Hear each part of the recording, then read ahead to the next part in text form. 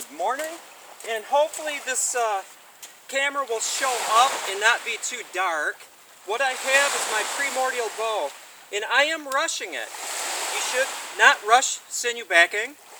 You should allow it to fully cure. However, this is not a power layer, it's just a protective layer. So 2 weeks, and it's been sitting out in the sun last couple days, drying out, so I think I'm good. I actually just shot a volley of 2 arrows, and I'll tell you how far they went in a bit. I'm going to shoot here. But I am reminded of this famous picture of 2 Mojaves. And these gentlemen, one was sitting, the other one was standing up, kind of leaning against his bow.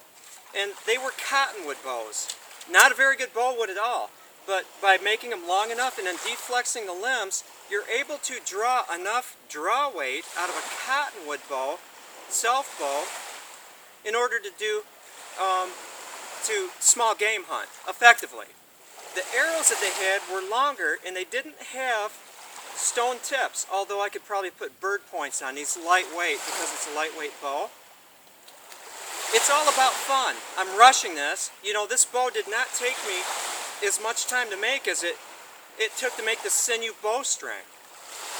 And so it's kind of a quickie bow. After making so many bows and having some bows break on me, I mean, let's be honest, it happens. Not every bow is successful.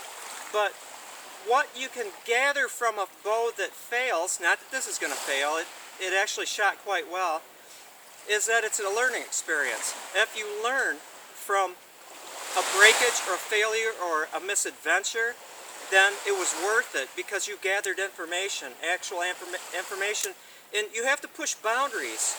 If you were to make a few bows and they worked out, you made a few bows and they worked out, but you didn't have that learning from actually having mistakes. And so, my friends, this is what I'm considering a small game bow.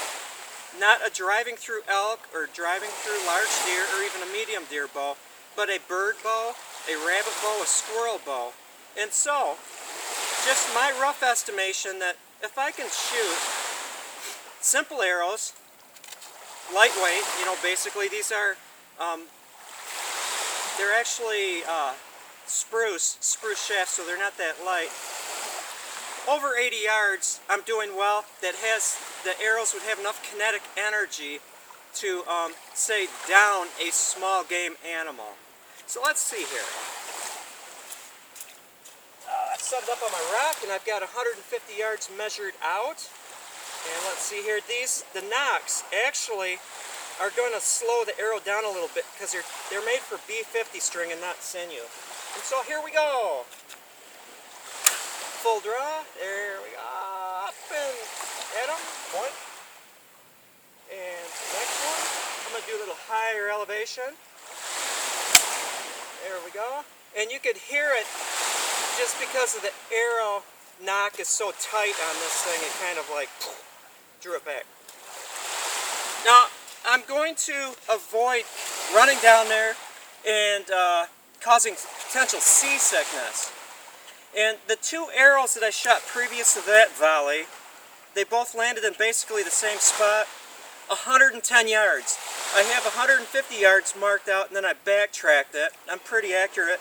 So, well over 80 yards. Even if I was a little off in my pacing, dusted 80 yards by about 30 yards.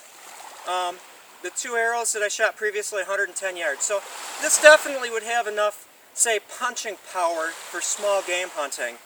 And let's see here. Unfortunately, this camera that I'm using won't show it, but with all the drawing and such, and the shooting that I did, if there was going to be a problem, I would see it right now. I'd start seeing crystals or chrysals, those lines of compression issues on the belly, and there's absolutely none. This is a clean belly. Probably can't see it here. I'm stepping around wet clay. But, you know, it's nice and clean, not showing any sign whatsoever of chrysaling. And so this bow, which is about 67 inches long, more or less, doesn't have that extreme bend radius that would cause issues. I drew them fully, and it's a decent bow. Now I'm going to take this, I'm going to unstring it. It's going to be a beautiful, dazzling, sunny day. I'm going to leave it out in the sun, let that sinew cure. And there is no reason to believe that as that sinew continues to cure, I'm going to get even more performance out of it. Again, this layer's only been sitting on there for a couple weeks and it's been humid, so that is it. Thank you for watching. I hope you enjoyed the Primordial bow. Still trying to figure out that new Samsung phone so I could get better videos. Hello, geese.